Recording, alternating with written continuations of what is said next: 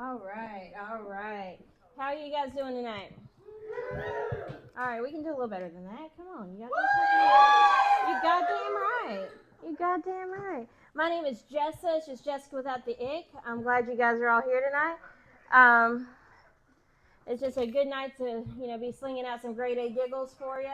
You're going to have to excuse my clipboard. I have the attention span of a ferret on crystal meth, so if I just get stopped and I'll forget every thought I've ever had, I'm just going to stand here until my time is over. Deal with it. I have the microphone. I am the alpha. Um, we're in the middle of the holiday season. Who's ready for this shit to almost be over? Yeah, absolutely. It's just too much. It's just too much. Like, growing up, my granny was very militant about Thanksgiving, right? Like, the rule was, like, first week in November, all the girls went to Granny's house to talk about, like, what they were going to bring. Now, if you didn't show up to that meeting, you had 2 weeks to figure it out because she would call you and tell you what you was going to bring. Now, if you didn't know how to make that, you had 2 weeks to figure it out, or her and all of her church bitch friends were going to make fun of you.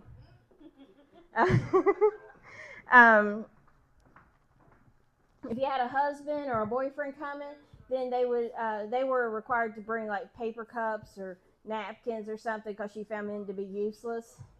Yeah, absolutely. One year, every year she would get like 2 turkeys, right? Like 2 live turkeys, and we'd kill one on Thanksgiving, one on Christmas. And she always named them something like Thelma and Louise or Bert and Ernie or something like that. Well, one year she decided to name them Thanksgiving and Christmas. And I told her, that's a little bit morbid, Granny. That's the day they're going to die. She's like, well, what would you name them? I told her Jive and Motherfucker, and I was not allowed to name turkeys after that. And my granny was the baddest motherfucker I ever met. She was a thug in an A-line skirt with a 38 strapped to her thigh. Like, her hobbies included, like, one-upping church bitches and making moonshine. Like, there was no fucks to give with this woman. Whenever she got married to my grandpa, she became a hussy. Like, that was her last name. So my grandpa's favorite joke was she wasn't a hussy until I married her.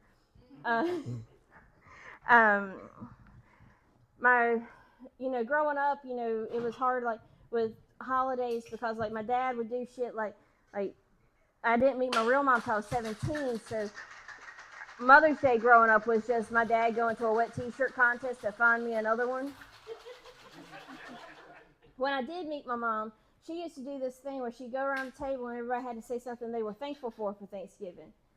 So one year I told her I was thankful I didn't have to draw on my eyebrows, and the bitch threw a plate at me. My mama looks like Kim K without all that Ray J penis money. And my daddy looks like if you took every sad country song and anthropomorphied it into a felon. Let's see what other shit. Oh, one of my favorite parts about Thanksgiving and stuff now is, like, I haven't talked to my family since '09. So, like, I get to save a whole bunch of money. And, like, this year I'm going to my boyfriend's Thanksgiving and, like, his holidays this year. Which is weird for me because, like, he comes from, like, a proper upper middle class family. Like, they all have, like, button up shirts and real jobs, and none of them has ever stolen a catalytic converter. And I'm like, how do y'all even do Easter? Like, my dad, like, with my family, like, I had to, like, cut ties because, like, I'm related to so many felons, right? Like, my grandpa went to prison for mailing his taxes back as deceased, so wife number 2 and 3 couldn't get their alimony. My uncle went to prison one time for robbing a store with a stick. And just so you know, gun beats stick every time. Every time. Another reason I avoid my family and I save a ton on Christmas is because, like, just the obnoxious white trash bullshit they do. I mean, you hear it in me. I sound like I was raised by the cast of Hee Haw. I sound like my teething ring was made out of Marlboro Reds. I know who I am. Well, like, my family goes hunting, right? So, like, when you put the deer urine on your boots when you're going out to hunt, you do it when you get to the woods. You don't do it in your truck because you'll never get the smell out. And you don't do it in your house because my aunt will kill you and we'll all hide the body. So my uncle puts his foot up on the fender of his truck, puts the deer urine, goes hunting for 8 hours, comes back, his fender Buck fucked his truck, right? And he had to get on the phone with insurance and be like, hey, my truck just got raped. And just so you know, liability insurance does not cover that. Does not cover that. My name is Jessica Blake. That is the most wholesome truck rape joke you will ever hear. My uncle one time came to Thanksgiving, and he was bragging for weeks that he got this Mastiff puppy out of a Walmart parking lot for $200, and he would not shut the fuck up about it. He brings this little fucker into the house on a harness with children, and he goes, "This is my puppy." It was a goddamn bear cub. He got a bear cub out of a Walmart parking lot.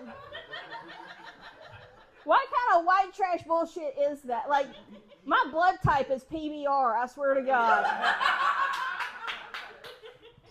Every time they pull blood out of me, it's just double malt liquor, and like, oh, this shit just came out the jar.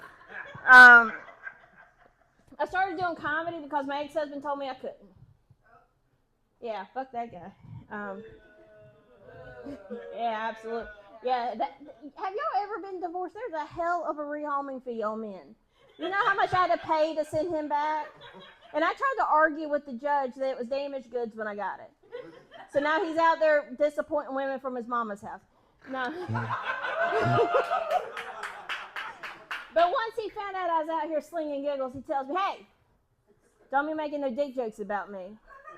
I was like, baby boy, you ain't got not one goddamn thing to worry about because you did not give me enough material.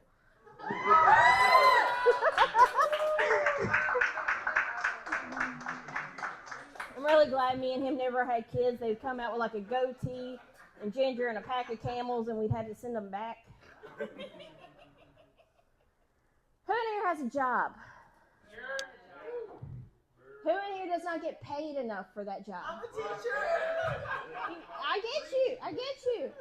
And like, for what I make, you could probably make it rain on me. Fuck it. She buy me 2 drinks, I show her my titties. And just so you know, I have mine pierced. They're like little barbells with ghosts on them because they're my boobies.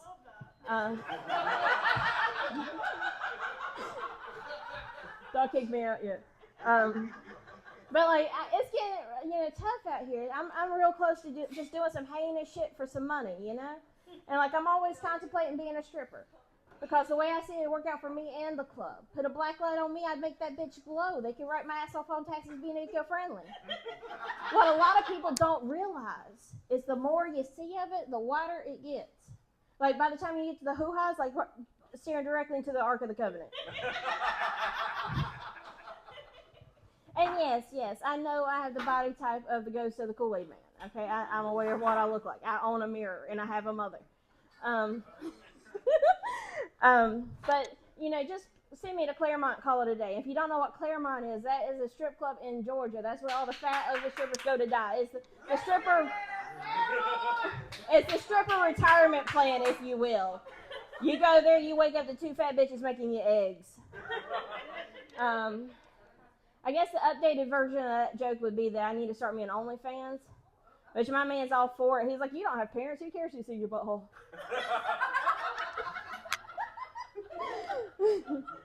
I did do burlesque for a while. Yeah, and with burlesque, I was doing stand-up comedy and burlesque at the same time. So I was known as Tits and Giggles. My burlesque name was Vesper Divana. So Vespers are the last rites in Catholicism. Divana is Elvira's mother's name. So kind of morbid, sexy, what I was going for, right? So I had that name for a while, and I traveled and did some shows until I realized my initials are VD. So my performances are contagious.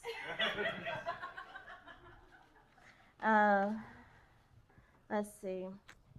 I think dating's hard these days. This is just a fucking train wreck. I don't think anybody enjoys that shit. Meeting men. The first guy I dated after I left my husband, He was this cute little 5'6" Puerto Rican boy with a shack-sized dick, and I was like, what in the fuck am I going to do with that? Like, it's been a while since I've seen one, but goddamn. I was like, I'm going to have to ration this dick out for the week. I'm going to have to fuck you in fractions. I'm going to have to take some to work with me. I'm going to have to share with friends.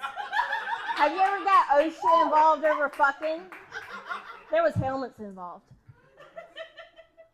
Like, if he wanted me to get on top, I was going to need a step stool. Bitch, I'm 5'2" on my best day. What the fuck you want out of me? Unreasonable expectations of women. I call bullshit.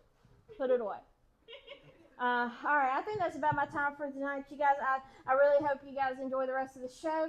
My name is Jessa Blake. I have some shows coming up. Come up to me. I have business cards and, like, merch, like I'm in a fucking tax bracket. I have a couple of shows. I am the comedic act for the Menagerie Burlesque troupe. So I have a couple of shows coming up with them. There's a Burley show January 25th at Hoots. There's one at 123 at the Quarter in Greensboro. And I will also be doing a 20-minute spot at the World of Beer in Greensboro Saturday. So just come up to me, talk to me. This guy over here, that's my bottom bitch, so he makes sure I get my motherfucking money. So just talk to me. I hope you guys have a wonderful night. Keep it going for Jessa Blake.